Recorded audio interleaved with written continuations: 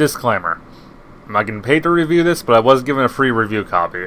Also should be noted I do have a minimal VR setup. While the Oculus Rift software itself tells me that I am under spec for VR, this doesn't seem to impact this game in the slightest.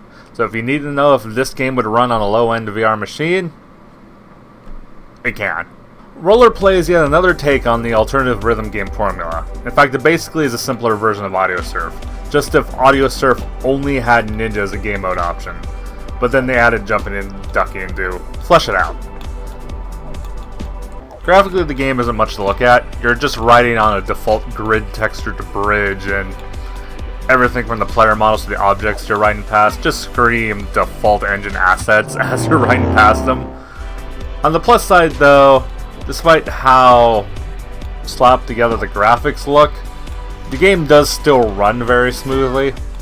Best I can tell, it felt like it was 60 frames per second, but even if I didn't run any actual benchmarks. But even if it isn't, I didn't notice any frame drops or stuttering, so I'd say the game accomplishes what it's trying to, even if it is very low budget. The objective of the game is simple: get to the end without dying. Obstacles come at you at the beat of the music. By default, you fail if you hit anything, though I did turn on no fail mode just so I could get footage for this review and get a general idea on how this game feels.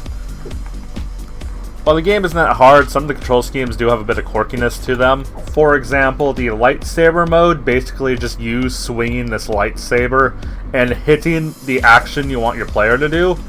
And this is very Wii Motion Waggle. Like, a lot of times when I wanted to only crouch, the saber would somehow also hit the jump left button and he would jump left instead, resulting in my failure. The step and squat mode seems interesting, though it didn't seem to work with my particular setup because I kind of have a sitting VR setup. In addition, trying to do these kind of controls from third person does feel really strange. Like, I know you would lose a lot of field of view if it wasn't first person, but I feel like the option just, you know, for the fun of it, wouldn't have been a bad thing.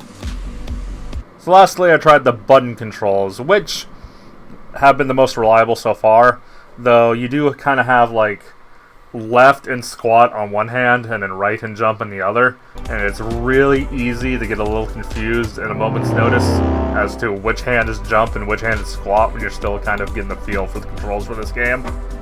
Like, occasionally I accidentally squatted when I meant to jump or vice versa.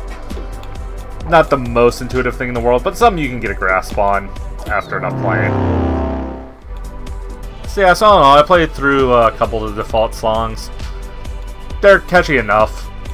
Fun, I mean, you know, nothing I'd put on my phone or anything, but while playing the game, they were all nice to listen to and had really obvious beats to play along with.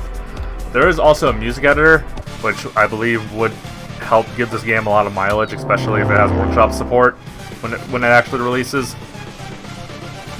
Though if there's one thing the level creator does desperately need is just a little marker to tell you where exactly the person is on the track as you're seeking through it. That would really help with timing things. Yeah, so all in all, this game's a fun little distraction. I do feel like the VR really is just shoehorned in. I mean, it's both third person, and you don't really need camera control for anything. So, and the added depth perception of the VR doesn't really add too much to the game, other than maybe you can time things a little better. But, especially maybe if you're running a rig that doesn't do the shadows quite right, but I don't know. So, yeah, maybe if this game was like $5, I could recommend it, but that's really about it. Like, there, that's what I rate it. I rate it $5. It's worth $5. But hopefully the workshop gets some love and attention, because that's the only thing this game really has going for it to make it that worthwhile in the long run. So, yeah.